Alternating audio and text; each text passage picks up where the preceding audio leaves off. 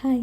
ഒരുപാട് പേര് ചോദിച്ചൊരു കാര്യമാണ്, സെക്കൻഡ് പ്രഗ്നൻസി പെട്ടെന്നായപ്പോൾ എന്താണ് തോന്നിയത്? കരച്ചിൽ വന്നു, ഇത് വേണ്ട എന്നങ്ങനെ തോന്നൽ എന്തെങ്കിലും വന്നു?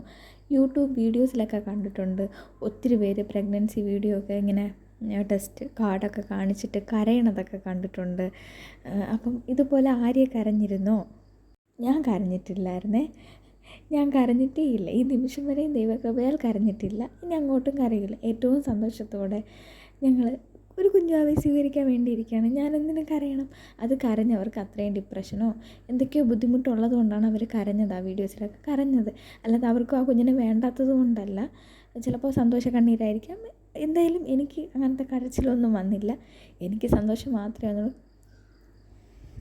സന്തോഷം മാത്രമേ വന്നുള്ളൂ. കാരണം ഞാൻ കുറച്ച് ധൈര്യം ഉള്ള കൂട്ടത്തിലാണ്. എനിക്ക് കുഴപ്പമൊന്നുമില്ല, എനിക്ക് പ്രശ്നമൊന്നുമില്ല. ഞാൻ എന്തു വന്നാലും നേരിടും, അങ്ങനെ തന്നെ മുന്നോട്ട് പോകും എന്ന് വിചാരിച്ച ഒരാളാണ്. അതുകൊണ്ട് തന്നെ എനിക്ക് കരയേണ്ടി വന്നിട്ടില്ല. ഒരൊറ്റ കാര്യത്തിലേ പേടിയുണ്ടായിരുന്നുള്ളൂ. ഹോസ്പിറ്റലിൽ പോകുമ്പോൾ ഡോക്ടർ എന്ത് പറയും, കാരണം ഒരു ഭയങ്കര കോംപ്ലിക്കേഷൻ പിടിച്ചൊരു ഡെലിവറി ആയിരുന്നു എൻ്റെത്. അതുകൊണ്ട് തന്നെ ഡോക്ടർ നഴ്സുമാരോട് കുറേ നാളത്തേക്ക് പരിസരത്ത് കാണരുതെന്ന് പറഞ്ഞു വിട്ടതായിരുന്നു എൻ്റെ അടുത്ത്. അതുകൊണ്ട് ഞാൻ പെട്ടെന്ന് എത്തുമ്പം അവർക്കെന്താണ് എൻ്റെ അടുത്ത് പറയാനുള്ളതെന്ന് ആലോചിച്ച് എനിക്കൊരു ടെൻഷൻ ഉണ്ടായിരുന്നു. പക്ഷേ ആദ്യമേ പറഞ്ഞു, ഇത് പ്രീഷ്യസ് ബേബിയാണ്, കൺഗ്രാറ്റ്സ് എന്നാണ് ഞങ്ങളുടെ അടുത്ത് പറഞ്ഞത്. അപ്പോൾ അതുകൂടെ കേട്ടപ്പോൾ ഞങ്ങൾക്ക് കുറച്ചുകൂടെ സന്തോഷമായി.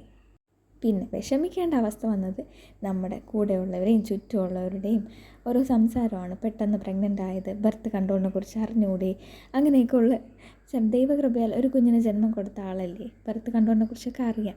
പിന്നെ എന്തുകൊണ്ടെന്ന് വെച്ചാൽ ഇതൊക്കെ ദൈവിക നിശ്ചയമല്ലേ. ബൈ.